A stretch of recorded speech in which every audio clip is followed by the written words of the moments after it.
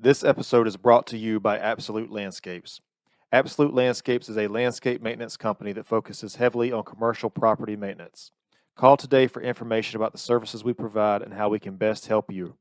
803-427-5944.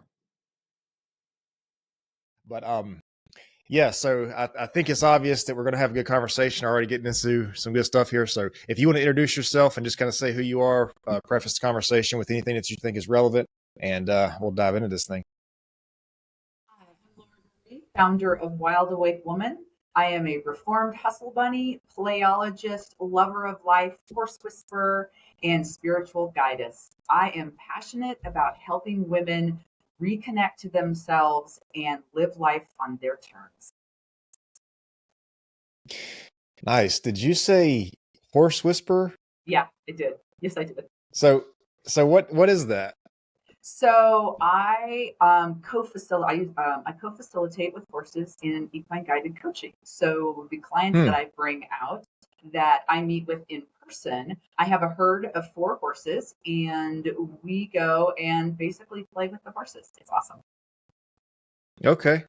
A horse, man, for the longest time, I was like super afraid of horses. I don't know. It's just a big animal, like whatever. But like, there's almost like how a dog, there's like a certain thing about a dog, like a dog almost, like I love all animals, but it seems like a dog is like the bit, like has its own personality, it has its own thing. But a horse, there's just like a sense of like, it's like a majestic thing almost. Like a horse is just like, I don't know. There's a thing about a horse that makes it like a, a knight should be riding in on a horse. I don't know. A horse is just like a thing. It's not like, So like there's a certain thing. I don't know what I'm trying to say. There's a certain thing about a horse. So as a horse person, I would say they're just like dogs. They all have their own personalities, and that's what makes them so good at facilitating coaching, is that they all show up with different personalities, and they are wonderful readers of energy and how someone is feeling.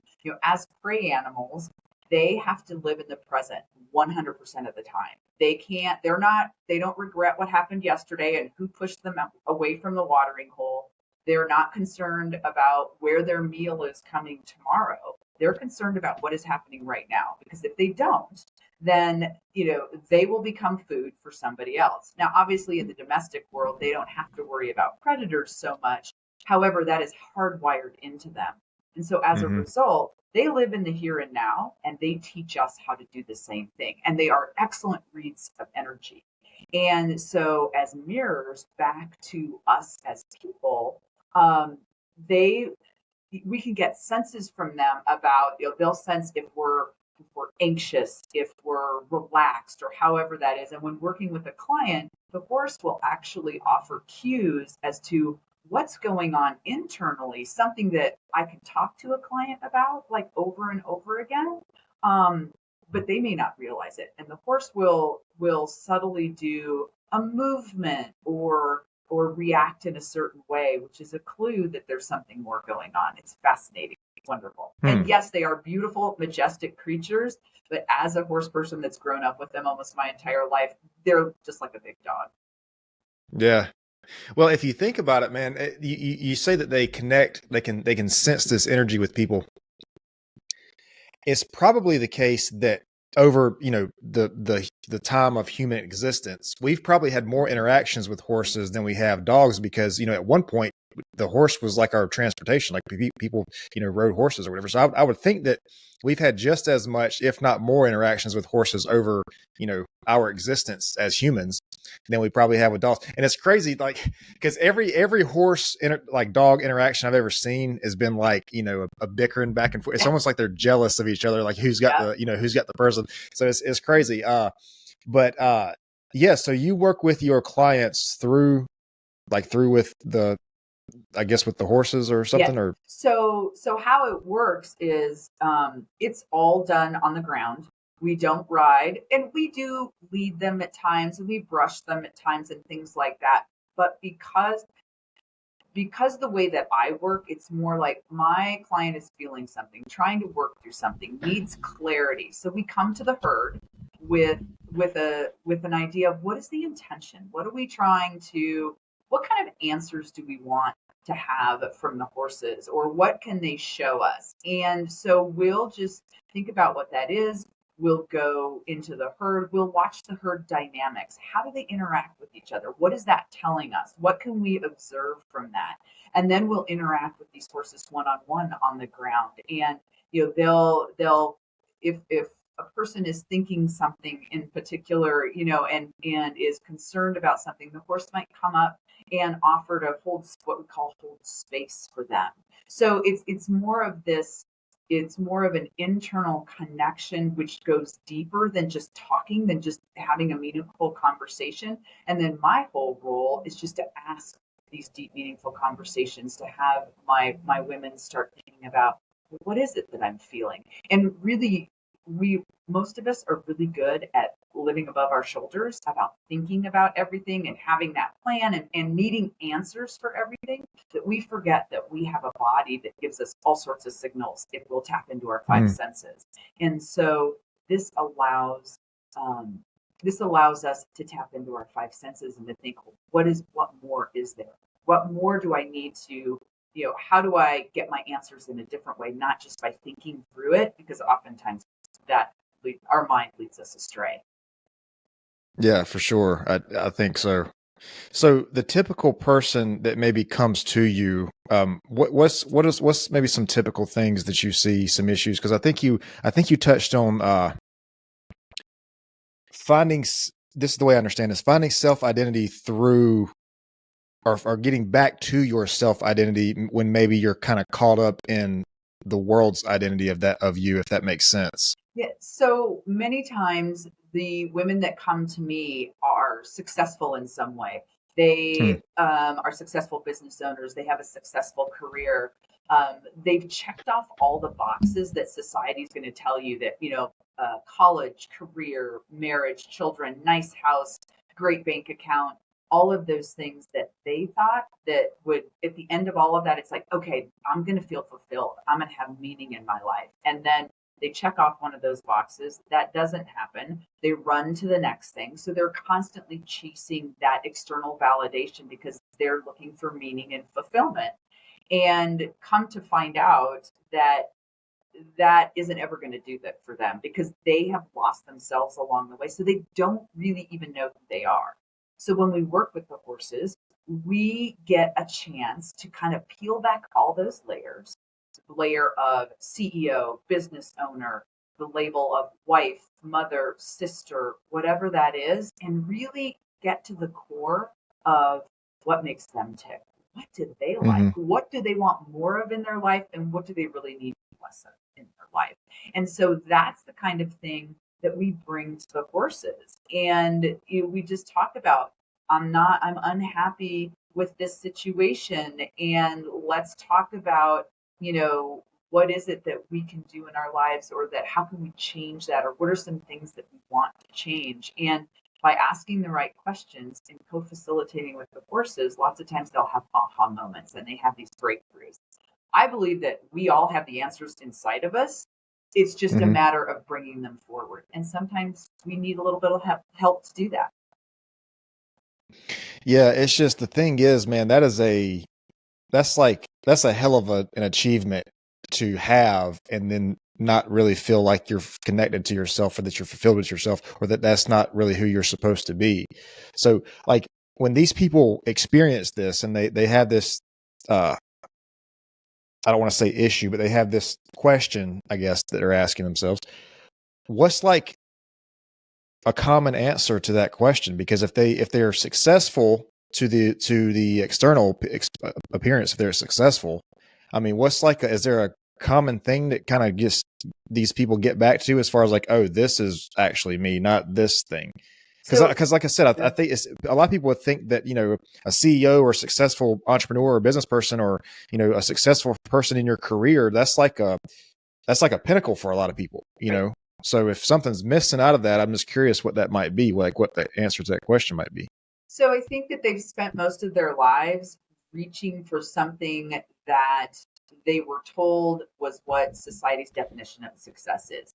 That bank account, that house, that title that, that they have. And when really none of that may be important to them, or, that is all irrelevant to really what they want. Maybe is to have deep, meaningful conversations with someone, and their job doesn't, whatever they're doing doesn't allow them to do that. Maybe they want to spend more time with their family, and because they've run on the hamster wheel and they're in a situation they can't do that. So they've put themselves in situations thinking what would make them happy, and then finding out they're not happy.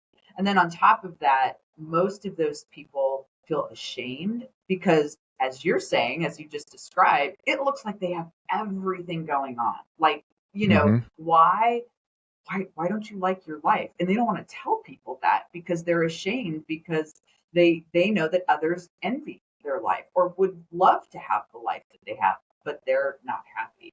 And the first thing that I do is I help my clients create what I call spaciousness. In other words, I help them to find, even if it starts with just 5 minutes in their day, 5 minutes in their day to slow down, to stop, to reflect, and really become aware of their surroundings.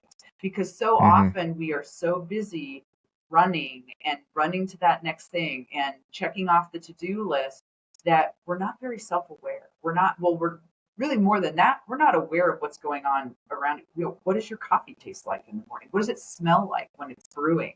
When you open the door and walk outside, what is the feeling that you're immediately hit with? What do you smell? What do you see? What do you hear? Start looking at life through the five senses. We start waking back up again. So, yeah, well, first of all, I agree with that. I think there's a misconception that if something happens that it's a small thing, like how does your coffee taste in the morning? What's your experience with that? Like, we think that's a small thing, but I think the reality is anything that is repeated every day or most days is certainly not a small thing. Even if it's if it's 2 minutes a day, 5 minutes a day, whatever, if this is something that we do every single day, this is not a small thing, regardless of how much time it takes. Because that, well, like anything that you do first thing in the morning is going to like set the tone for the rest of the day. I mean, like, everybody that knows me know, like, what they say is that I don't wake up for like 2 or 3 hours after I actually wake up, but it's like, no, I want to allow myself to accept that, like, I'm going to take the day in before I start taking on the day, if that makes sense. Right.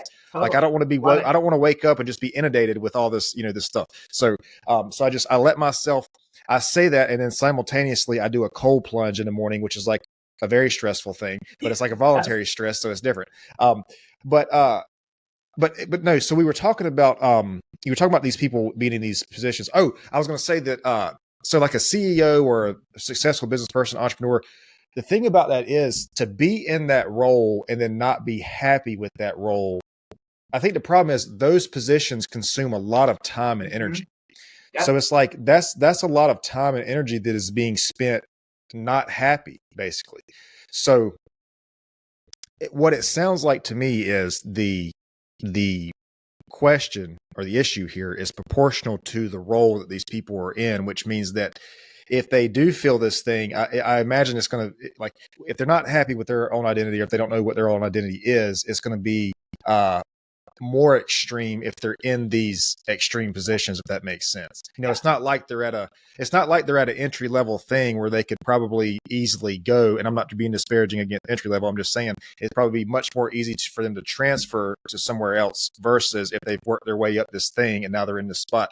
And so I guess the point here is that if they're in this place, I don't want to say it's more or less important than anything else, but it's probably very important for these people to find whatever it is that is fulfilling to them, because, like I said, that is a lot of time and energy that's spent on something this not even like not being happy is one thing, but it could be draining you. Yes. To be there. So, and here's the thing. Ultimately, it really isn't their company. It isn't their business. It isn't their position. It's really them.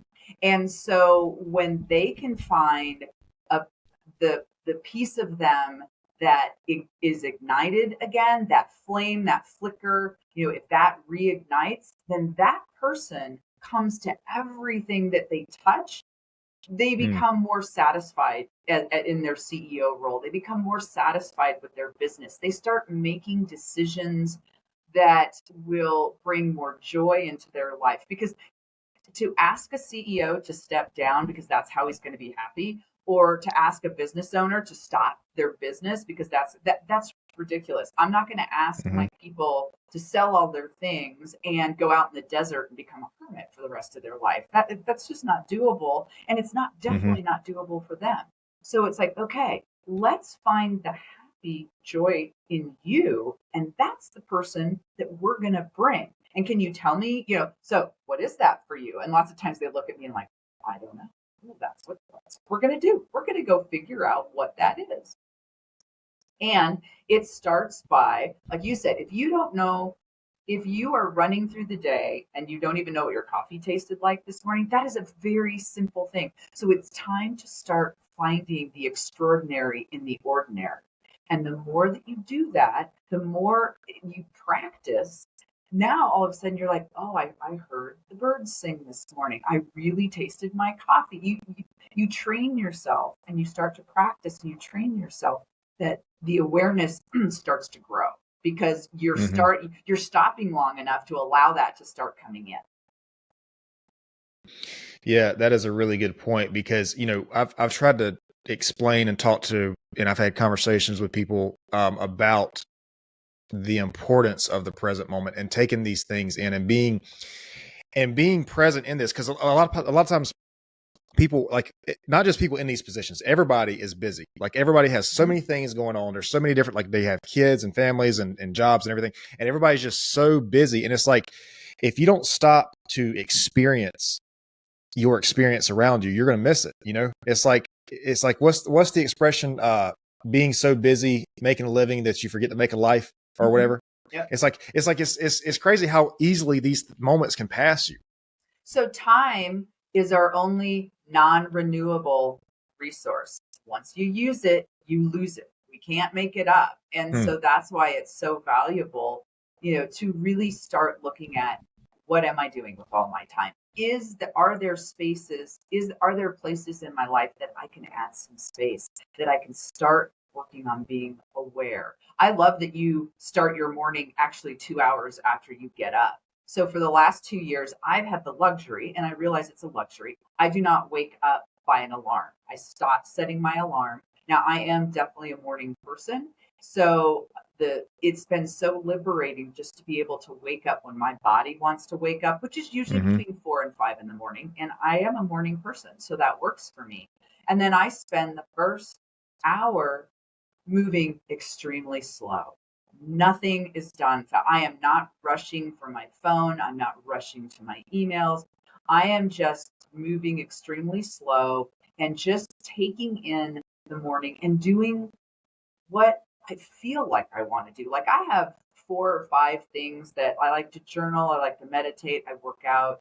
I read. And I have like 4 or 5 things that I can choose from in the morning. One of the things that I tried not to do is to have a morning routine, because someone like me who sets up the routine, if I don't check off all 4 of those things in my morning routine, then my morning was not a good morning. And that's obviously ridiculous. So I call it, for me, for my vernacular, in the way it makes me feel, my mind, I call it a ritual. And I allow myself, it's like, okay, what are the 4 or 5 things that I are part of my morning ritual? And if I get to all of them, great. And if I don't, it's okay.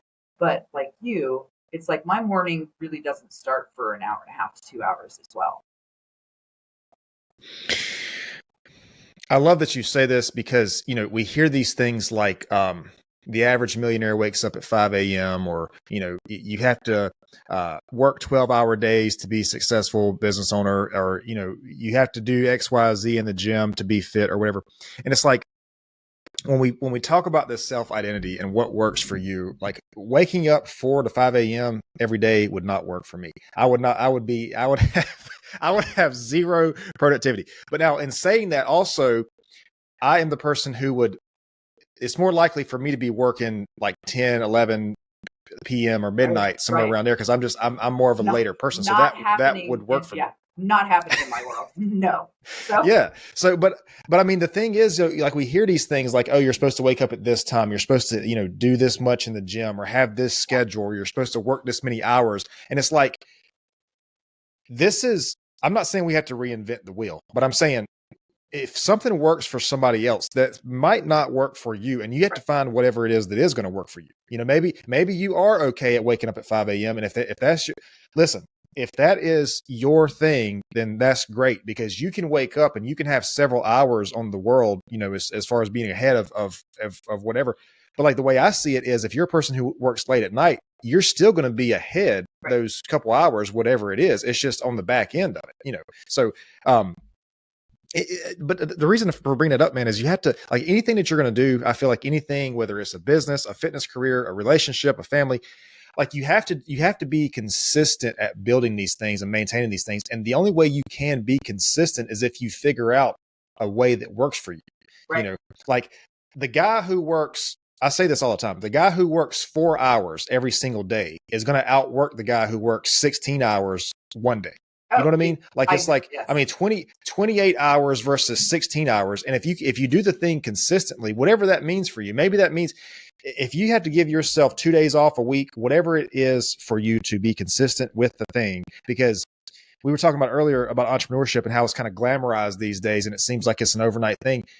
It's not going to be a thing at all, much less an overnight thing, but it's not going to be a thing at all if you can't be consistent with it.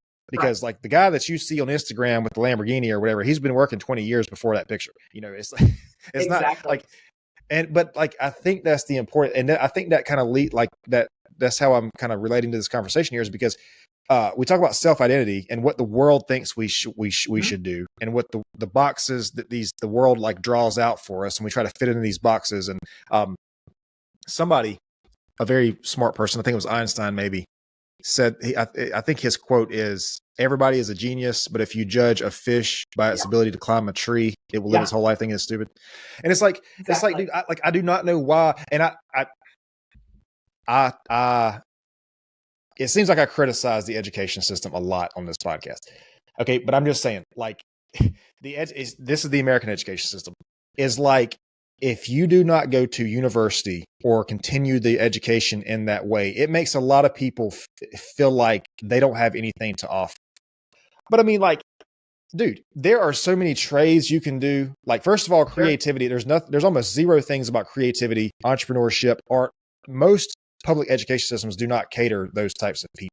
And like, we obviously need those types of people in the world, but it's like, man, it's like, it's set for one person. And like, there's so many different, like, I remember back when I was in high school, man, I was like, well, damn, I don't feel like I want to go to college. So like, what am I supposed to do? Like, I feel like I'm wrong for not, like, all my friends and stuff are talking about going to college. And I'm like, this is not me. This is not for me. So what am I supposed to do? And I know there are more people that feel that way other than me. And it's like, what can you do that's going to benefit you? Because, and then it's also too, it seems like trades in public education are like, they're almost like pushed to the side as if you don't need them. But listen, man, have a plumbing issue and see how much you need a plumber, like, I mean, these things are important, and we need these things to operate. I'm not saying we don't need educated people through university, but we need everything to operate, and there are going to be things that fit with other people better. And this is a long-winded way for me to ask you a long way to ask how much of these people that you talk to are in the position that they're in. I understand society sort of pushes us in this direction, but like, I'm asking specifically about family and like parents and siblings. Like, how many people, because I feel like I see that a lot, parents want their grown children to do a certain thing, and the person does this and they're just clearly not happy. But it's like their parents being proud of them matters more to them than their own happiness as a person. And I don't know, in my brain, I'm like, okay, well, if that's what it takes for your parents to love you and be proud of you, that's an issue in itself already. But maybe not. I don't know. I'm not the one to ask. So I don't know your opinion. Like, how many of these people do you see are in this position because of, close family, parents, close peers, not just society as a whole, but I mean, like I will say, the family. So here's my take on this, or me in general. I went to college because no one ever told me that I didn't have to go to college. I mean, and no one told me I had to go to college. No one told me I had to. No one told me I didn't have to. It was just, there was just this underlying expectation. And I think there's just this underlying expectation that college is the next level. However, I want to believe that that's changing. I think, excuse me, I want to believe now with so many different opportunities that we're able to look that college isn't the only next step after high school. However, I agree with you 100% that there is not enough value placed on trades, and that you know going to university, going to that next level is the be all end all. And like you, I don't agree that that's necessary. I think you put a lot of people, round pegs in square holes. And I also think that I don't necessarily think that everyone is doing that because they're being pushed or forced by their parents. I think that, like in my case, I didn't realize there was something else that I could choose from. No one offered me anything else. I didn't really realize that, well, I could still, be very successful and not necessarily go to college. I went to college. I went for 2.5 years. I didn't complete college. And I feel like as a person and as a human, I'm super successful and I love my life and I love where I'm at.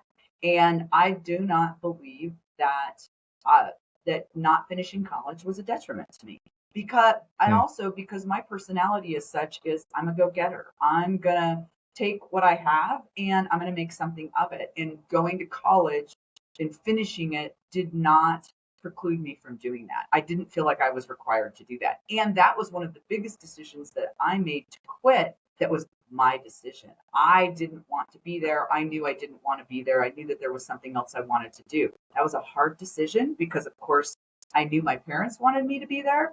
But it was one of the times in my life that prior to my journey of actually living life on my terms, I made a decision on my terms. So I think oftentimes people just aren't, we're not being told that there are other options. The only option that's ever shared is higher education. And I think that that's doing a disservice. I also think that there is also a piece about action breeds clarity.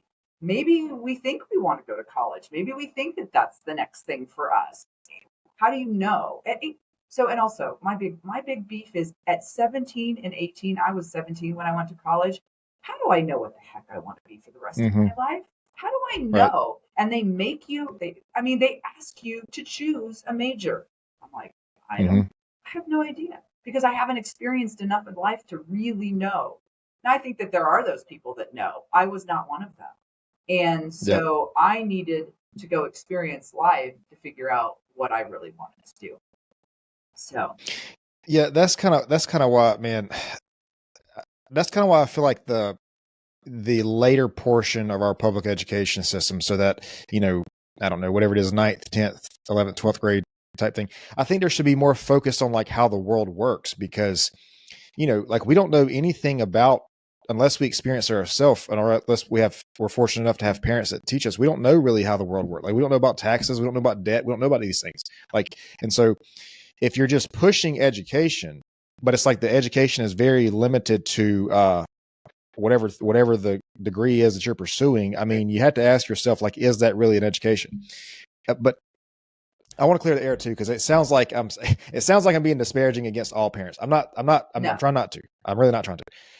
But I feel like with me, so with people around 30, like our parents, most of them, I don't think this is a negative thing for like every person. I think most of our parents, when they were pushing college, just thought they were doing the right thing. Like that's like for the longest time, that was what it was. Like college was, they want the best for their children, and I understand that. But like I think the problem is the world is changing so much so quickly. I mean, just in the last 10 years, everything has changed, and it's not. I don't think it's really those parents' fault that they didn't anticipate this or didn't see this or didn't think there was another option or didn't want to push trades or whatever. But like my problem is not that. My problem is that the parents who are trying to live vicariously through their children and trying to like say, okay, well, so the parent didn't do this, didn't do X, Y, Z. So now they want the child to do that so that they can get the validation. That's where my problem is, which is, I understand that's a very small percentage. But and thankfully, I mean, honestly, thankfully, I mean, and there are those parents out there, but thankfully it is a small percentage.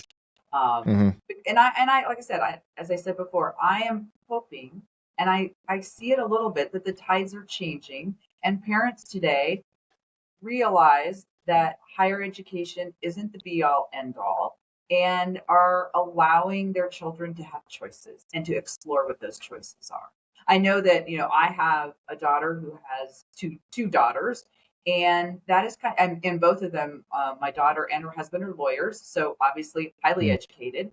Um, and they're allowing their children to experience life. And they're very young now, but they're allowing them to experience life. And if they want to go to college, great. If they don't, that's okay. So I'm hoping, I'm seeing it change a little bit, which is good because yeah, in my day, my parents' generation, I mean, the only way to get a good job was to go to college and have a college mhm, degree.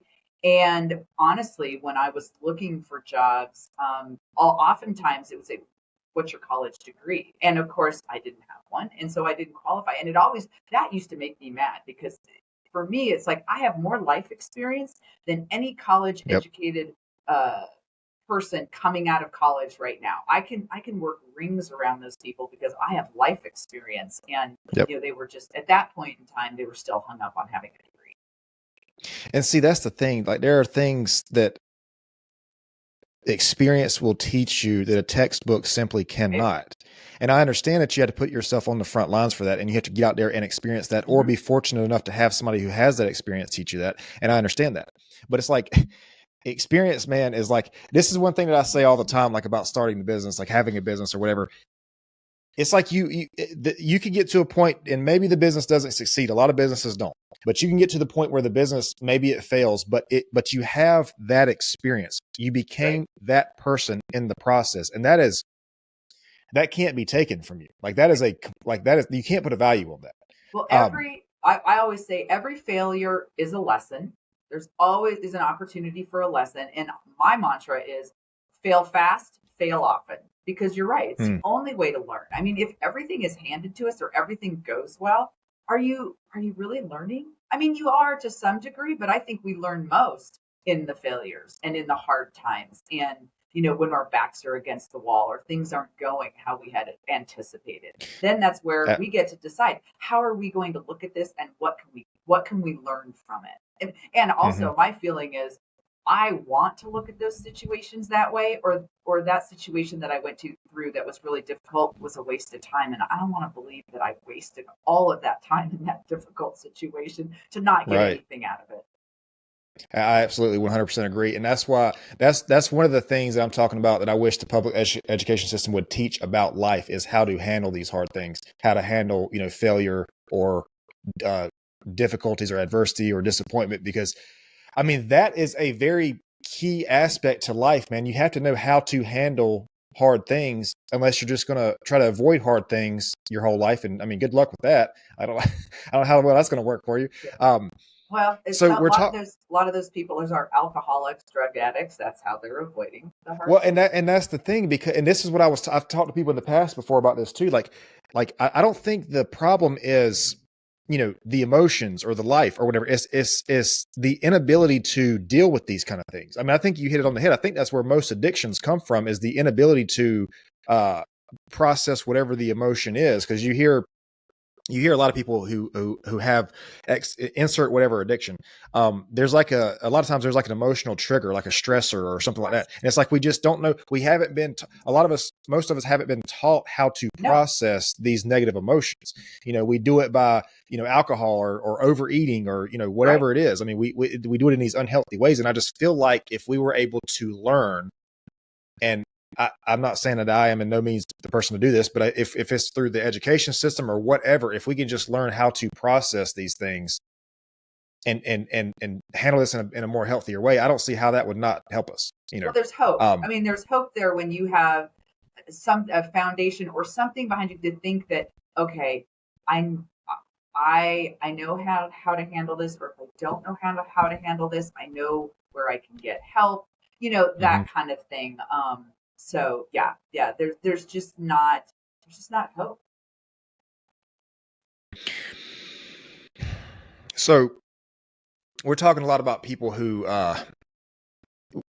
like this, you said when you were like 17, 18, when you went to college, you didn't really know what you wanted to do. Like just kind of working with people now and, through your own experience. I mean, how do you think a person like finds that? Cause that's a very big question. It's a very big question to say, what should I do? What is my purpose? Like I've heard people say that before, like, what is my purpose? And I'm like, man, that is a huge question. That is a very big question.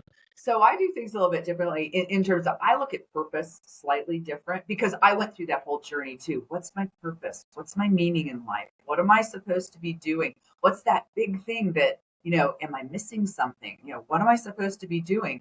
And honestly, I came to the conclusion for me personally, and this is how I share it. Purpose to me is each of us needs to live life on our own terms. That my purpose is every day to get up and to know that I know that when I say yes, I mean yes. When I say no, I mean no. I know what lights me up. I know who I am at my core. That's my purpose, is to live as that person. And then my calling is to take that person out into the world and share myself and my gifts with the world. So my purpose, to me, it becomes a little less nebulous and I have a little control over it because I can figure out who I am. That's my purpose. My purpose every day is to live authentically as myself. And so for me, it started with giving myself room to slow down enough to start being aware. I was running so fast on the hamster wheel, riding that hustle train, that life was just happening. I was not happening to life. Life was happening to me. And I had no awareness of everything. So that was the first step. Then the next step was to figure out, was to really start well-being for me. So now I made a little bit of room. And now it's like I can take care of myself a little bit. I have room to breathe. I can spend more time in nature. I can, whatever it was that to me would make me feel better physically and just, and I'm not so run down, that kind of thing. And then from there, I worked on my connections. Okay, so made some space. I'm now taking care of myself a little bit better. Now I'm going to start making connections. I'm going to connect to myself. I'm going to connect to others. And if you believe in it, I'm going to connect to a higher power, something that, that I can believe in that's greater than myself. But I think it starts with making time and space for yourself, even if that means 5 minutes a day for self-awareness. So you can start being aware, start understanding who you are. Like, you make a decision. How do you feel about that decision? Was that a good decision or a bad decision? Most of us make decisions and then we're just on to the next thing. And, if we have some sort of tinge of regret or something, we just shove that under the carpet because we're not going to feel that. We're just going to go on to the next thing. I think another really big piece is, if I asked you, what are your core values? And I believe you know them, but so many people, when I ask, what are your core values? They're like, well, I have an idea. They really don't know what their core values are. So let's figure out what your core values are. What is super important to you? Okay, now you've got this down to maybe 5 words that maybe, that give you a sense of what your core values are. How do those apply to your everyday life? Are there areas that are falling short meeting those core values? If so, is there something that you can do about that to bring them more in alignment with what your core values are? So if you need a tangible tool, core values is a great place to start. That's a really good point, because I've heard before a guy who's been on this podcast several times, Carlos Brandi. He's talked about filtering your whatever it is that you want to do through your core values, and that will help you find a sense of purpose. And that makes a lot of sense, because if I think the whole conversation we're having here is doing something that goes against your core values, or at the very least is not in sync with them, Right. And I just feel like, I don't know, it sounds so simple when you say to just have your core values. And then if these things that you want to do align with that, then that's something you should do. But I feel like that's much easier said than done, Yes. So think about that. You have lived most of your life, or up until now, not really living in your core values because you didn't know what they were. And then at 30, or in my case, at 45, you decide, I really want to know what my core values are. It's like, oh, but I built this whole life around, what maybe not just you built this whole life not knowing what your core values were. Mhm. So you're going to get lucky in some cases and it's going to match up, but in other cases it's not. And now you have to, now it's like, all right, how do I massage the life that I have to fit with the core values? Because you've been living not in them. I would have loved to have someone sit me down at 20 and say, you want to know what your core values are. And here's the thing about core values is they will change based on where you are in life, based on your situation, and everybody's different. But if someone at 20 had said, figure out what your core values are and build your life around those, I think I would have been in a much different place at 40, 45 when I decided it was like, I don't know who I am and what I want to be when I grow up, kind of thing. So I just think it isn't easy, but it can be done. It's just not easy. Well, and what I would say about that too, because if one of your clients were to hear this, man, or just somebody that I know, like what I would tell a person is like, yeah, you've built this life that maybe you're not happy about, like it's not fully fulfilling to you or whatever, but like you did that not even knowing what your core values are. Just imagine what you could do if you did know what your core values were. If you were fully in sync with yourself, if you were in your own corner, like, and you were not just doing these things for whatever reason, external validation, or because you thought it would bring you happiness or whatever. Just like imagine what you could do if you were operating from the core of who you are. Because this sounds a little depressing when I say this, man, but I think this is the reality. This is one of the best things I've ever learned in my life, is that you can have the best partner, the best spouse, the best teacher, the best parents, the best siblings. But at the end of the day, you have to be okay with who you are, because in essence, that's all you have. You are with yourself 24 hours a day. I mean, unfortunately, a part of life is separation, is death. Like these things happen. I mean, these things happen. And when these people, if these people exit your life, or this thing exits your life, or this place, or whatever it is, like you still have yourself. And if you're not solid with yourself, like what really do you have?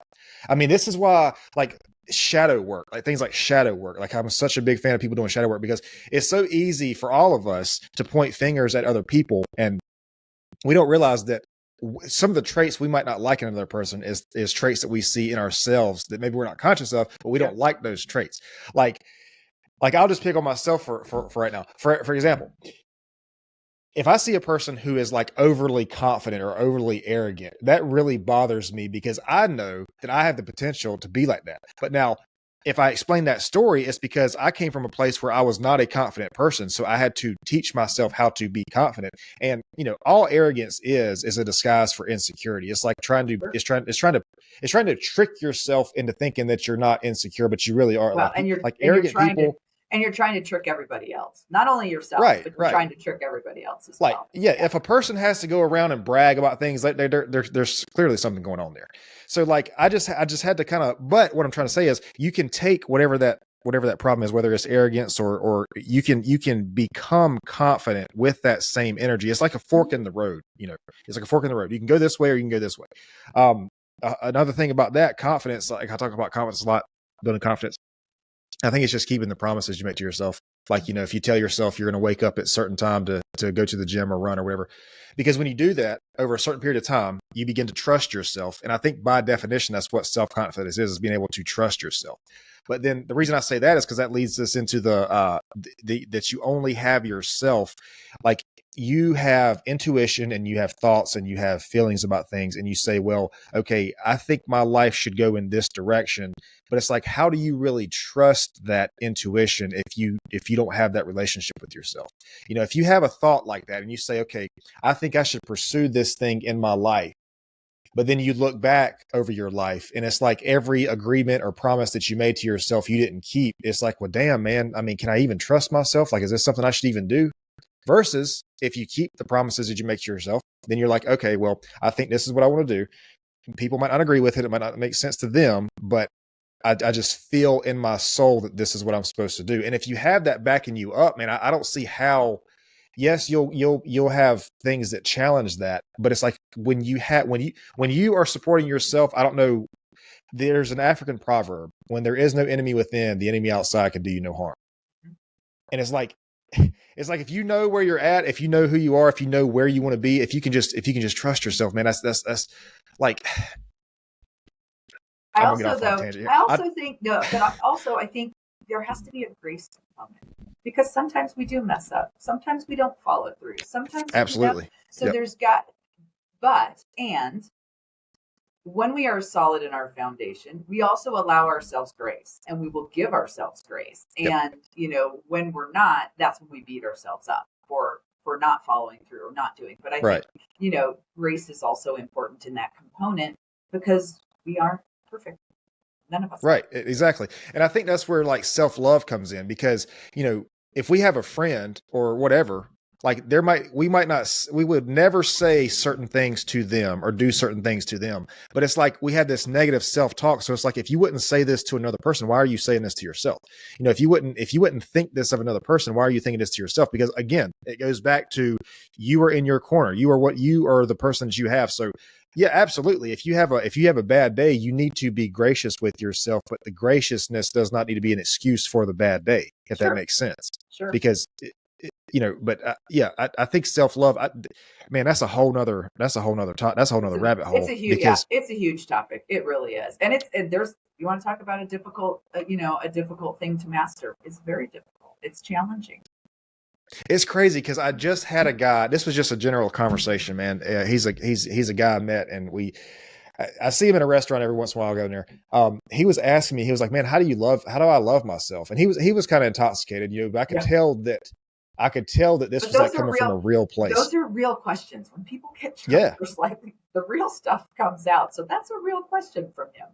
Yeah. And I was like, well, what are you going on? He had just started a new job and this kind of thing. He had trying to get his stuff together. And I'm not going to go into any more details than that. But anyway, he was asking me about like, how do you love yourself? And I was like, man, that's a really deep question. And obviously, in that space, in that mindset, probably not the place to have that conversation. But I do think more people than are willing to admit do have that question about themselves. Mm-hmm. It's like, because if they didn't, I don't think people would go seek external validation the way we do. I mean, we all do this. Like we all seek external validation. And I think if we truly were in love with ourselves and truly comfortable with ourselves, I don't think there would be the need for external validation. I mean, I could be wrong, but I don't think we would need the external validation to the degree that probably not a lot of us do. And that's true. I also wonder, this is my thought process and my thinking, how many people do you think actually even think about self-love and its importance? And that, do they even have that vernacular? Do they even have that word in their vocabulary? I would say that there are a lot of people that don't even think about self-love. Like love is that external, something I give to somebody else. And I could be wrong. I mean, I've not necessarily seen any studies or anything like that, but I wonder how many people actually are thinking about love for themselves, or is it really most people just thinking about love for others? I agree with that. I think there's a lot of people, unfortunately, that do fall into that. I was talking to a lady on the podcast. She's been on the podcast before, Anna Charlena, and she was talking about a relationship with yourself, like having a relationship. Like she works with couples and that kind of thing. But then she blindsided me by that. She was like, a relationship with yourself, and I was like, oh damn, I've never thought about that. I've never thought about a relationship with yourself. So like until she said that, it was just like me, how I interact with other people. But it's like I have my own thoughts or whatever. But it's like a relationship with yourself. It's like when you say it that way, it puts a completely different spin on it. Like it's a completely different thing. It goes back to when you have a relationship with someone else, you want to know what makes them tick. You want to know what makes them happy. You want to make them happy. So if you're going to turn that around and have a relationship with yourself, shouldn't you know what makes you happy? Shouldn't you know what you love? Shouldn't you know how to, treat yourself well? So you're right. It's like that like turns that whole thing, because relationship, we always think outside, not within. Not with ourselves. Right. That's a great perspective. Yeah, but it's like, and then, we hear that you can't love another person till you love yourself. And I understand that sounds cliche, but it's like, how can I don't know if you can really give yourself, you can't pour from an empty cup. So I don't know if you can really give yourself to another person to the degree that you could if you were not, comfortable and loving to yourself. Right. And now that we're having this conversation, man, I think like, I just wonder, why is it that most people don't love themselves the way they should? Is it because the world told them like they're not doing something based on the world, or is it just like something they've heard from other people and they've internalized this, or like I don't know. Yeah, I'm not sure I have an answer for that either. I think so. I think that some of it has to do with family dynamics, how they were raised. Did they feel like that they were that there was a belonging? Did they feel like, that they were part of the unit? Did they feel that unconditional love? And not blaming anybody, but did they feel that in their family unit growing up? And I don't know. I think there's parts of us. There are some people that just have that outward need to feel loved, and they don't know why that is, and they don't realize that it comes from within as well. That's a really good point. I promised you a break, so I need to take. We probably need to take. Okay. I'm not trying to be all over the place, man. I've had way too much coffee this morning. Okay. But yeah, we'll take a quick break, really quick, and come right back. Yeah. So, one thing I really enjoy doing this podcast. And like I said, I feel like I'm supposed to be doing this. I don't know how else to say that. And I know that sounds grandiose, but like one thing I really like about this podcast, man, is it's like we talk for an hour or 2 hours or whatever it is. And it's like, there's no interruptions. Like we're not, I don't think I've ever talked to a person and been like mid conversation and just the person, grabs their phone and starts scrolling their phone or whatever. It's just like, it's like a completely present conversation, like no distractions, no outside world, no Facebook, no nothing going on. It's just like a conversation with a person for an hour or 2 hours. And it's usually deep conversations. And it's like, man, there's not much of that going on anymore. Yeah. I mean, a lot of conversations are happening virtually, or if you do talk to somebody, when's the last time you've been to dinner with more than like several people, another couple or person or whatever, and like everybody's phone is just out on the table, and like, I have an interesting story about that actually. So I listened to something about that, and this gentleman's recommendation was don't even bring your phone there, because you're right. I mean, everybody comes and then everybody puts it on the table and thinks that that's okay, and his belief was that it's still not okay, because what that's saying to your other participants is, oh, at any minute I might pick up my phone and I'm gonna see what's happening. So it's like, yes, you're turning it over and you're acting like you're not going to interact with it, but it's still there. So after listening to that gentleman, I actually leave my phone in the car if I'm going to go out to dinner or something. I have started, and at first I was like, oh, I'm leaving my phone, because everyone wants to take, you want to take pictures of your food. I don't do that. Right. You see all that stuff, and I'm like, nope, I'm leaving it in the car, and it has made a complete difference. Yeah. Well, it's like, I think the human connection and socializing with people, I think that does more for us than we think, And I mean, when I say connecting with somebody and socializing, I don't mean like virtually through, messages or whatever. I mean, like having I mean, I know this is virtual, but that's a little bit different. Sure. I'm saying like texting through a message or whatever, like just being present with the person and having the conversation and just like exploring the conversation. There's just not a lot of that going on, man. There's not. I mean, because I will tell you also, obviously during the pandemic, everything went to Zoom, and I now, if I can have a phone call with someone, I will do a phone call versus Zoom. I would rather get on the phone, walk and talk, and it feels more like, in that case, if it's not in real life, it feels like more of a connection than sitting across the screen from someone. And I prefer to take phone calls now, and it's almost like talking. I feel like I'm talking to my best friend or something like that, because the Zoom, I don't know, the Zoom for me gives me a feeling of very commercial, very professional. I mean, I don't know, it has lost its closeness about it. And I know there are people that love it because they go, well, I I can see people's expression and I feel like I'm sitting in the same room with them. I don't feel that way.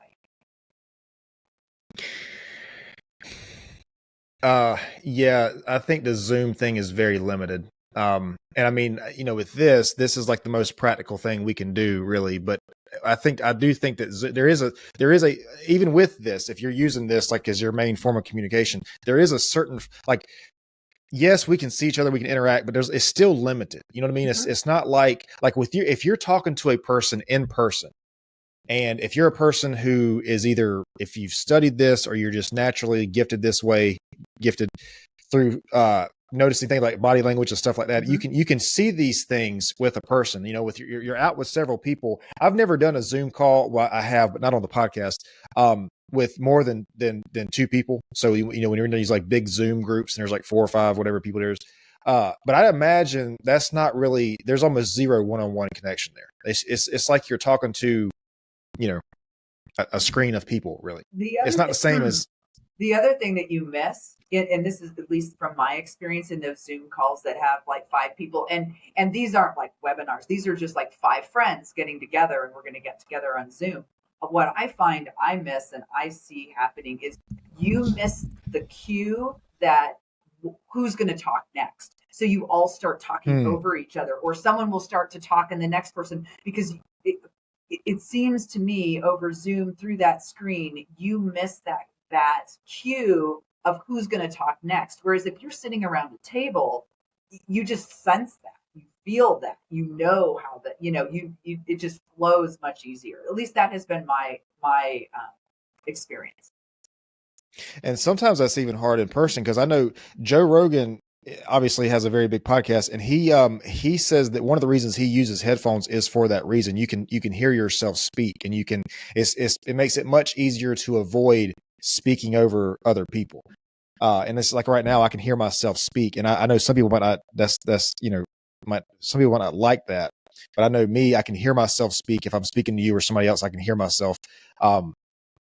But yeah, man, we were talking about, pursuing the purpose and like, finding your purpose. And once you find it, pursuing it. And it's like, for me, it's like if something's going to fulfill you to the point that you can pursue it consistently, we talked about consistency earlier, but it's like, you have to have something that's pushing you to do this thing more than just, the end goal, because that might change. I mean, if you're trying to start a business or a fitness plan or whatever, like the end goal, yes, it stays the same for the most part. It might change. The path is definitely going to change. And so when that path changes, you have to have something that's pushing you to keep you on the path. Maybe not the original path. Maybe it's not plan A. It goes to plan B, but then like you still end up where you're going to end up. But it's like, this is one of the reasons that I don't really believe in motivation, because motivation is not gonna get you where you want to be. Discipline is gonna help, but you have to have something that's behind you, pushing you to when these hard times come, that you keep pushing through. And I think that's one of the, to me, just on the outside looking in, I know you work with a lot of people in this area, but it seems like that's one of the big indicators that maybe you're on the right path. And I'm not saying you don't want to give up when these things get hard. I mean, we all have that thought process, but if it's like, if you can't, what am I trying to say here? If the highs are not worth the lows, I feel like that might be a pretty good indicator. So, Simon Sinek has the book, called Why, and he was the one that started the whole movement about really knowing your why, because your why will take you through those low points. Here's the other thing to think about, and this is one of the biggest things that I talk about. No matter what you're doing, anytime in life, things change, and it's okay that things have changed. Like even your purpose can change. You can feel so drawn to something, like we were talking off air about you feeling drawn to this podcast, and this podcast, you just know that you're supposed to be doing this, which is awesome. But then one day you might wake up and not have that feeling, and it's okay. Then it's like, well, what's the next thing that's really going to draw me in?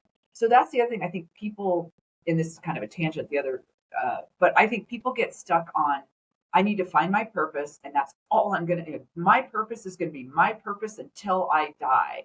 And I don't think that's the case. I think that we have to be willing to know that at some point we're not driven and drawn to it. We have to be willing to feel that, to acknowledge it, to assess it, and to actually lean into it, and then decide, okay, maybe maybe my purpose is changing. Maybe my why, that one thing, is changing because of where you are in your life, or because our lives change as we go on. Mm-hmm.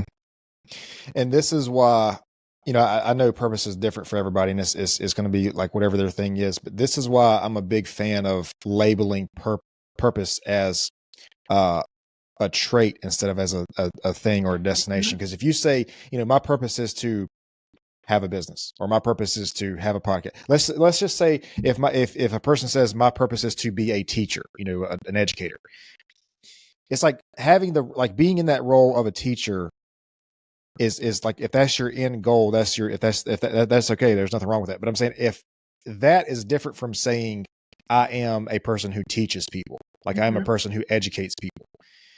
Like for me, just in my example, if just say the podcast, if the purpose is to have a successful podcast, that is a thing. But the trait is, if my purpose is to be an effective communicator. You see what I'm saying? Like, because you're right. The podcast something might change. I might quit the podcast, whatever. But like, if I have the trait of being an effective communicator, then that's that you can go other directions with, like, you can still keep going with that. Even if the, along that path, if the podcast just jumps off the train's going to still keep going, And so it's like if a person, if you say that your purpose is to continually grow and evolve and become better every single day, I don't know that there's anything that's not going to benefit from that, wherever that takes you. I mean, because I think you are right. I think that things and experiences and places and people, whether for good or bad, are going to get off that path if you're pursuing that. Right. And just to bring in a little landscaping metaphor here, it's almost never a bad thing to prune dead wood, something that's not really serving you anywhere, something that's kind of weighing you down, something that's kind of just there that doesn't really need to be there anymore. And I think if we can all sort of go through ourselves or our life with a fine-tooth comb and just kind of see what is it that's still this stopping you from getting to the level that you want to be at. But I mean, you have to have the self-awareness for that. You have to be able to look at it and say, what is it, and just be honest with the situation. And because somebody told me one time that if you're not honest with yourself about where you're at, if you put in a GPS somewhere that you are not, and you try to go somewhere, you're never going to get there because the GPS doesn't know where you're at. Right. So you have to know where the starting point is. Right. But I don't know, man. I think there's, and we haven't even talked about self-worth, but I know that's a whole nother rabbit hole. Yes, but I do feel like a lot of this does come from self-worth, though. Like, because I feel like people try things or do not try things, or pursue things based on, not, this isn't the sole reason, obviously, but a big reason is based on whether or not they think they're worthy of that thing. I think you see this a lot with intimate relationships, especially a toxic relationship that's maybe not good for the person. I think self-worth plays a lot in that person, maybe sticking around or, whatever. And unfortunately, it's the low self-worth, I think, that the toxic people feed off of. So there's a cycle. It is a cycle. But no, I just think that that self-worth is a whole different animal. But I mean, I think all these things are kind of combined, the self-love, self-worth, the confidence, the self-identity. But I think the problem is, like, with these things, like all these things, I think it's easier to be given an identity from the world and not be able to create your own identity, if that makes sense. Agreed. Lots of times, again, I'm going to liken it back to the college thing, in that I think that, at least for me, when I was going through life, I was just doing that next thing that got handed to me, or what I thought the next thing needed to be, or that kind of thing. I never stopped long enough to go, Laura gets to choose. Laura gets to decide what she wants. It was just like, on to that next thing, on to that next thing. Where's that next high going to be? High, not, obviously not from drugs or anything like that, but it's like, where's that next? Ooh, I did that. Ooh, I did that. And that lasted about 2 seconds. And then I had to go on to the next thing to try to get that, that dopamine hit of accomplishing something or whatever that was, because that's where the value was coming. It was just coming from that next thing. I couldn't stop long enough to go, well, I'm valuable, even if I didn't get that salary, even if I didn't have that title, even if I didn't grow that business or get that client. I'm valuable just because I am. That is really hard, because in a society that um, uh, is all about productivity, to be worth something and not have to work for it, that goes against everything that we know, that we've been taught. Yeah, I agree with that. So I don't really know. I don't really know where to go from here, because I feel like I've touched on so much, and like I've been off on so many different tangents because I'm all hyped up right now, and I want to keep this thing at a digestible thing. So let's we were talking. Actually, I have a story. Let's go back and let's do a story. I have a story about my journey of finding what I thought my purpose, trying to find my purpose. Okay. So I've been a serial entrepreneur. I've also been in and out of corporate, just because it was like, this was lighting me up, no longer lit me up. Let's do that next thing, that next thing, that next thing, that next thing. I hit midlife. I lost my job, which wasn't necessarily life changing, because I'd changed jobs so much. It was just like, okay. And I lost my job because the company closed. Wasn't anything that I had done. So the company closed. I lost my job. And at that point, I looked at my life and I was like, okay, I'm 40. I hopefully will have another 55 years ahead of me. Do I want to continue living the way, if you want to call it living? I certainly was not thriving. I would say I was surviving or just existing. Do I want to continue living that way? Or do I really want to take the time to figure out, what does Laura want? What does Laura want to be when she grows up? So I chose the latter. Now, thankfully, I was in a financial situation that allowed me to choose the latter. So I did not have to immediately go out and find another job. So what I ended up doing was I became a personal trainer. I had a guy that I worked with, and he said, Laura, you'd be a great personal trainer. And I'd been training my whole life, and, myself, actually, working with him. And I was like, okay, I'm going to do that. So I studied, I got my certificate. I worked in a gym, and then I worked for myself, and I was enjoying it. And then I got about five years in, and I was like, whoa, I'm bored. This is not it. And that was the hardest thing for me to acknowledge was, okay, I spent 5 years doing it and I loved it and I learned a lot, but it wasn't it.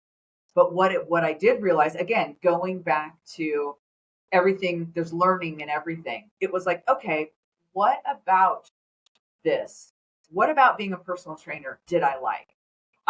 What I was tired of was, there are only so many exercises and only so many programs you can build for people. It's just the way it is. And I was like, if I have to build one more, I'm just going to scream.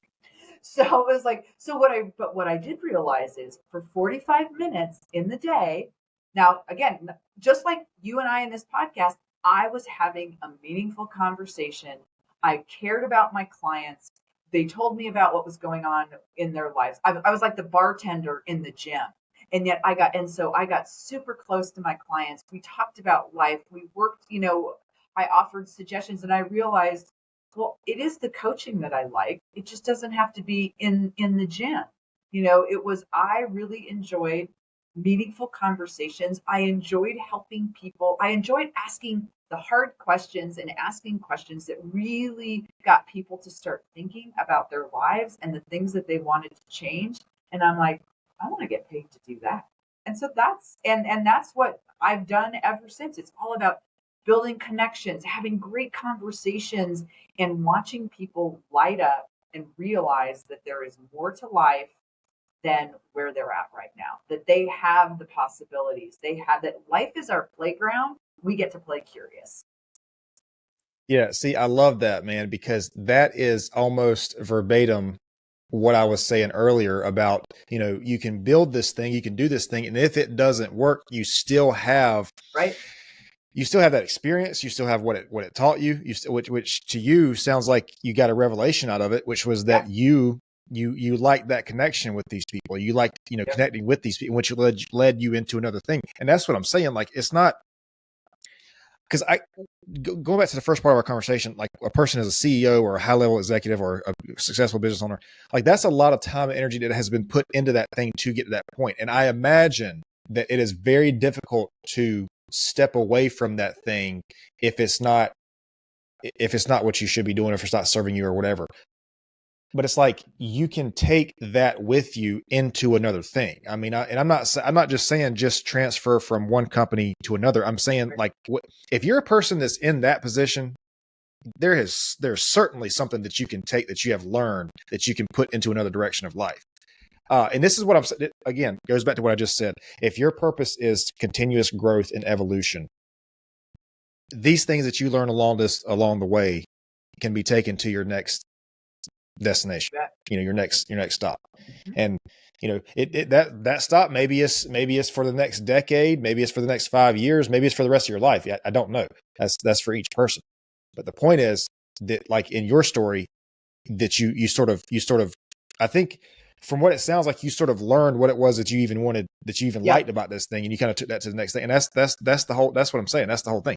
So for me, becoming a personal trainer was again suggested by somebody else. It wasn't something that I chose. I was like, oh, but that sounds like a good idea. And one of the reasons it also sounded like a good idea to me, because it was a complete departure of anything I ever did. So I was like, well, I like to work out. I love to lift, all of those kind of things. And now I get to do it with other people and get paid for it. Okay, I think I'd like to do that. And then in the end, it wasn't what I wanted, but I did discover what I really wanted to do and what really lit me up. And again, there's a second time in my life that I made a decision based on what I wanted to do. What did I discover about myself? And I made the decision. So back to these CEOs and these people that own businesses, and we talked about this, they may not be in a place that they can just move or find something else. I mean, they could be making 6 and 7 figures. So to change their life abruptly or to do something different may not be feasible for them. But what is feasible for them is to discover again, what was it about, or what is it about this position that you like? What is it, or what was it about building a business that you like? Okay, now can you take those things that you've learned?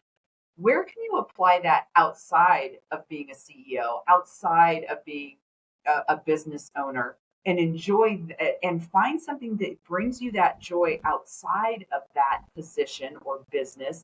And then you start finding who you are. You start loving your life because of that thing. And then that's the person you bring to your CEO job. That's the person you bring to your business. Now your business doesn't look so bad. Now you're able to solve problems. Now your CEO role isn't so draining because you found what really lights you up in the world. And then you become that person, and that's the person that comes to every situation. So things don't seem so bad anymore. Well, I don't think anything would seem bad if you, like I was saying earlier, if you knew where you were operating from, if you knew where you were coming from. And I do see what you're saying about this. You can't just make a sudden change in those positions. And I do understand that. About your personal story, do you think it was recommended to you because you just enjoyed fitness, or was it recommended to you because you connected with people? Like, what do you think it was that this person recommended? Probably a combo. I had a very good relationship with my personal trainer as well. We were good friends. And I think that he saw the qualities in me that would make good qualities of a personal trainer. Okay. So one thing that we haven't really talked about, and I know that you said you work a lot with women, and I feel like, with the whole societal thing and the societal expectations, I think each gender kind of has expectations they're supposed to fit in. And do you see a problem with that as far as, I guess at this point, women or men who are happy or unhappy because of those, I guess, expectations? I mean, in other words, because like right now, and I understand this isn't a dating podcast, but right now there seems to be a dilemma about, the traditional relationships versus the, I don't know what you call it, like a newer relationship, like what the person's supposed to do. And I just seems like from the outside looking in, it seems like women have a very heavy expectation from society. I feel like, I mean, men do too, but I feel like women there's like a lot of heavy expectations too. So do you see, like, is there, what am I trying to ask here? Is there, is that a stressor to these people that you work with? Like this is like, So here's what I would say. I think that as women, we take upon ourselves making sure everything happens. We take upon ourselves, we are hardwired to nurture, and that could be a business, that could be our family, that could be our friends. We are hardwired to nurture, and then we forget about to nurture ourselves. We're talking about the self-love. So I think that,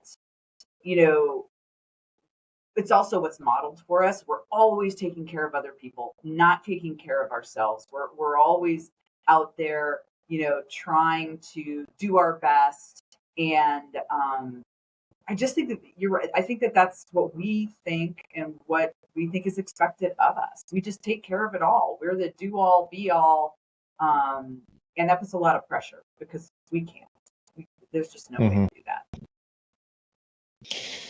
Yeah. So I've talked before in the past that I think one of the reasons that is the case is because there's a lot of men these days who are just simply not stepping up, I think. And I think that's one of the reasons. Like, you see this with like the single moms and stuff, like the guys are just simply not stepping up. And the woman is she's sort of forced to step up for her and her child. And so I don't know.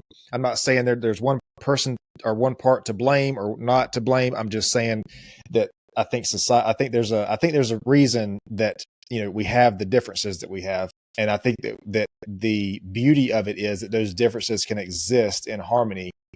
But I think, I don't know, somewhere along the way, we've lost the coexistence. I feel like, it's like, because I talk to a lot of dating coaches and people on dating podcasts and stuff. And it seems like it's almost like there's an intentional battleground going on about what this side is responsible for and what this side is responsible for. And clearly arguing about it is not going to solve anything. But it's, yeah, I do think that, I just feel like from the outside looking in, for people I've talked to, that societal pressures and expectations it is a real stressor. I think that, I also think that some of those come from how things were way back when, when the husband worked, the wife was home, took care of the house, so that paradigm, that dynamic has carried its way through, and life today isn't like life in the 1930s. The 1920s. If we look at, I don't know if you've ever seen, like sometimes they show the commercials back from the 1940s and how they portrayed women. It's like, you've got to be kidding me. Society today would just be an uproar. So things have changed, but the paradigm hasn't changed. And so, there are those expectations that come along from what things were like in the 1920s, and it's just not that way anymore.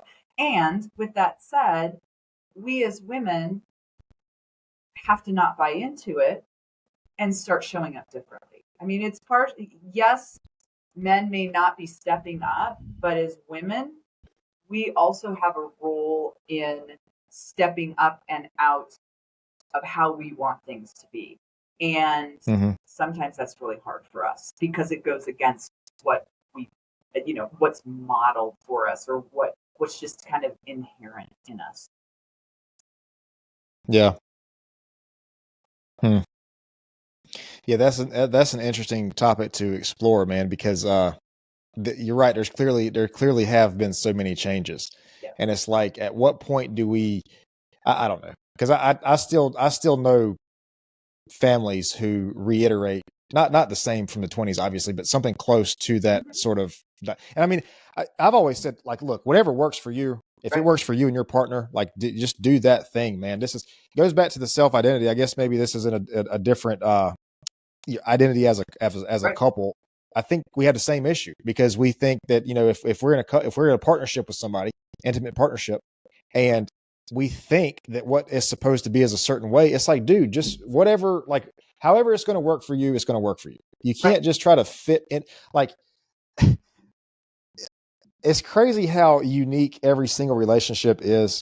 Like with two people, that is a unique thing that's never going to be with anybody else. Like, because that is two unique people together, and that's a unique thing. But then we try to like fit that into a box of like how everything's supposed to be, and it doesn't work that way.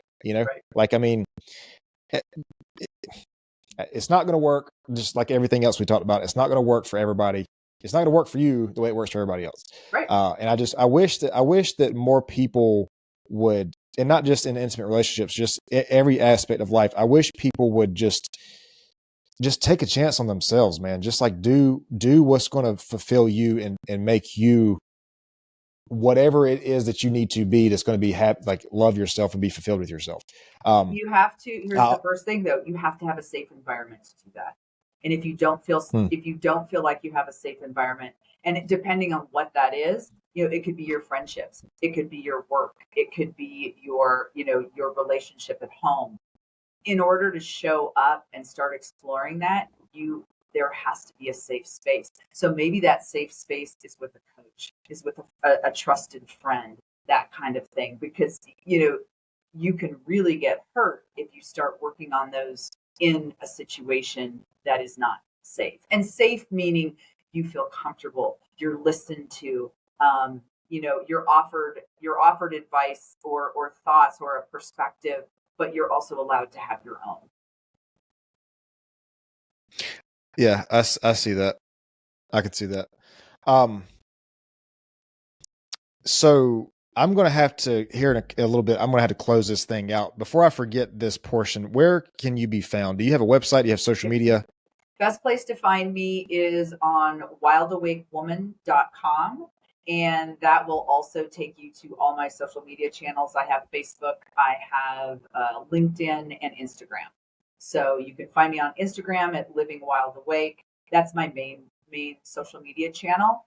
But just go to wildawakewoman.com and you'll find all sorts of things there. Okay. Is there anything that you wanted to touch on that maybe we didn't? I know we talked a lot. I was kind of all over the place, but no, it's good. We talked a lot. I think the main thing that I would like, life's an adventure. We can choose how we want to live it. It can happen to us, or we can happen to life. And as I said, life is also our playground. Play curious. We have so many opportunities to show up as ourselves and to really love ourselves. Don't live somebody else's life. Live your own. I love that. Live your own life. Because I do feel like there are a lot of people who are living other people's lives. And it's like, man, going back to the uniqueness as a person, it's like every person who has ever existed is the only version of that person that will exist. It's like there is never going to be another you. People can have similarities. People can look similar. People can have similar life situations, but like there is only ever going to be one you. And so you are the only person who can bring this version of you out to the world. And like, if we don't do that, man, you could like live your entire existence and the world never even really knows you. Yep. That is the only you that's ever going to exist. You know what I mean? And it's just, I don't know. I find it fascinating that we 8 billion of us or whatever. And like every person is unique. Every person is different. Every person has different things to bring to the world, to the people around them. I'm not saying everybody's going to be an Elon Musk or anything, but I'm just saying like everybody has a unique gift. But we don't need everyone to be an Elon Musk. We need everyone to show up, like you said, as themselves. We need everyone to give themselves permission to do so also. I think there are a lot of people walking around that know there's something else, but are afraid to show that person in the world. They're afraid for that person to show up. Why do you think it is? Why do you think they don't give themselves permission? Because it doesn't fit the mold. It doesn't fit what other people think of them. It doesn't fit what is, what is normal, whatever normal is. They've decided they don't appreciate their uniqueness. They don't appreciate that they are the only ones like themselves in the world, as you just said. Yeah, I think there's a lot of people walking around that are hiding and are afraid to show up as who they are. It could be their work situation; they don't feel comfortable. Again, it goes back to that safe place. Do they feel safe? What's fascinating about this, I talked to a guy on here, Dr. Fred Moss, on this podcast.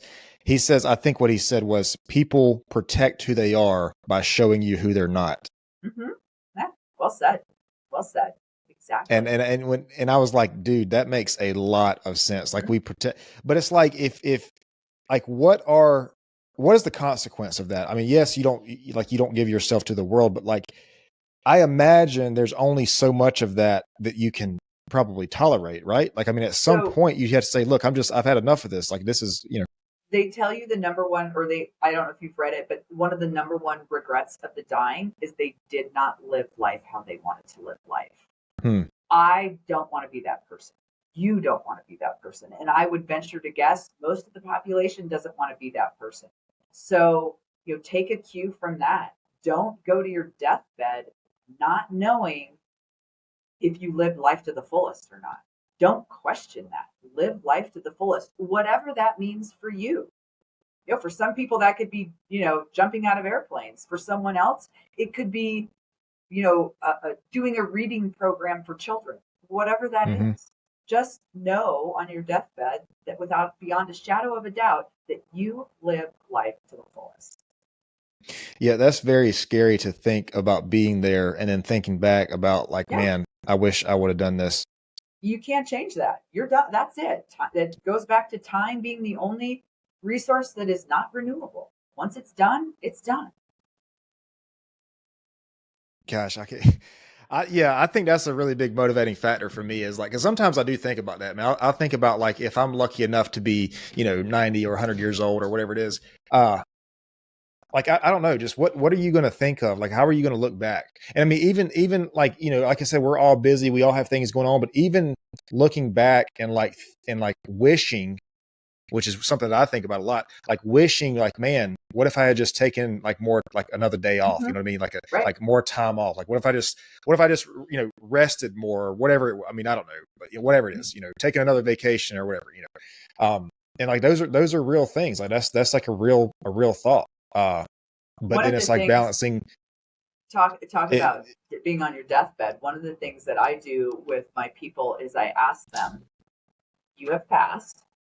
You have 3 friends speaking at your funeral. What do you want them to say about you?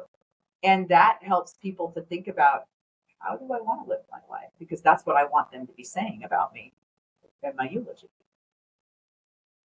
That's a really good point too. I've never thought about that. I never thought about what somebody would say at my funeral, but that is a really good point. Yeah. And do you want them to say, I built this he built this great landscape company that employed, hundreds of people? Or do you want them to say, he had this really wonderful podcast that changed lives for people? I mean, it's up to you. Maybe you do want the latter, or you want both. That's fine. But it's like, it gives you an opportunity to think about, how do you want people to remember you? What do you want to be remembered for? And are you showing up like that? Maybe not. And if you're not, what's keeping you from showing up like that? Okay, so if you had to, this is something I kind of ask everybody before we close out. If you had to just kind of pinpoint or share one of the most important things you've ever learned, it can be from your career, your personal life, if it's something you're comfortable sharing, what do you think is one of the most valuable lessons you ever learned? For me, it's, we have agency over ourselves, and it's only us that has control of what happens and what doesn't happen, or how we, and that's not true. I mean, things happen to us that are out of our control, but we have agency about how we handle and show up in life. And it's up to us to show up how we really want to show up. And it's possible. 100% agree. I think so many of us don't take responsibility or want to blame others. And maybe blaming is warranted. You can blame someone, but at the end of the day, really, how do you want to be? How do you want to show up? Who do you want to be? That's the important part. You can't worry about other people. Yeah. And the reason that I put, because I talk about accountability a lot too. And the reason I think that's so important, not only are you being honest with yourself, first of all, but like the reason accountability is so important, man, is because if you say something else that is this wherever your life is somebody else's fault, that puts the power to change it also in the hands of other people. Exactly. But if you say to yourself, look, I'm at this place, this isn't where I want to be, I'm whatever. If you take accountability of that, then that puts the power in your hands to change that, which is actually how it is. And that it's not just about, yes, being honest and taking accountability and accepting your faults is one thing, but it's like having the power to change that is like is like you don't want to live your life, man, with the mentality that everything is somebody else's fault, and that if something's going to change in your life, it's got to be from somebody else, or like you mentioned, somebody's got to give you permission, or you can't be your own person. Like if you take the accountability to say, I am here, this is what I did to get here, or what I didn't do to get here, or whatever it is, if you take the accountability, that gives you the power to also change that. And I understand accountability and responsibility. I know that's a big thing, and it sucks, and we don't want to deal with it, and it's hard, and whatever. But like the upside to that is that you can change it, because if not, you're just going to live, your life inside of a box that somebody else has drawn for you, and you're never going to be fully. I don't think a purpose of life is to be happy. I think when people say they want to be happy, what they actually want to be is be fulfilled. But like you're never going to be fulfilled if you're inside of something. Some parameters that somebody else set for you. I just don't see how that's going to work. Yeah, you get to set your own parameters. I would agree 100% on that. So, well, listen, man, I appreciate you coming on here. I appreciate you, sharing your wisdom with us. Appreciate the good conversation too, in the outlook. I think it's the, like what you're doing and what people like you are doing is trying to help people understand and discover this sense of self-identity. And figure out who you are. Yeah, and I want them to love their life. How terrible to go through life not loving it. Love life. Yeah. Well, life's way too short to not. Exactly. Like it's like I said, I just turned 31 years old, man, and like yesterday I was 6. You know what I mean? Like it's but you're just like you're still super young. Yeah. Well, you still got a lot of life ahead of you. Yeah. I hope I'm going to be the guy to live like 120. Maybe I'm like a quarter of the way there. Yeah, you could be. Because I'm doing the cold plunge and trying to take care of myself, man. Maybe it'll pay off. Like the whole fitness thing and it seems like all. You're doing all right. Here's the thing to living to 120. You don't want to live to 120 in a wheelchair either. So you're taking your care of yourself, so you can live to 120 and still walk around the block and do whatever else you need to do. Right. Yeah. Because you're right. You don't want. Yeah, that's something else that I don't want to get off on another tangent. I was just gonna say, like people take into consideration a lot fitness and health and heart and lungs, right. But I don't think a lot of times we don't think about joints enough. Like we don't think about taking care of our joints and stuff. And it's like, you can have a phenomenal heart and phenomenal cardiovascular system, but it's like if you can't move around, man, that's not going to be good. So, that's the truth. But yeah, listen, I appreciate it. Let's do this. Let's close out really quick, and then I'll explain to you a couple details about the process on uploading that kind of thing. But yeah, I definitely appreciate your time. Thanks. It was great. Hey, listen, guys, I really appreciate you tuning in today. If you enjoyed this podcast, if you found it useful or beneficial, you can subscribe, follow, interact, and see more content at Pure Wisdom Podcast. This is all social medias: Facebook, Instagram, YouTube, TikTok, Rumble, Spotify, Amazon Music, and Google and Apple Podcasts. Again, we appreciate you tuning in, and we'll see you next time.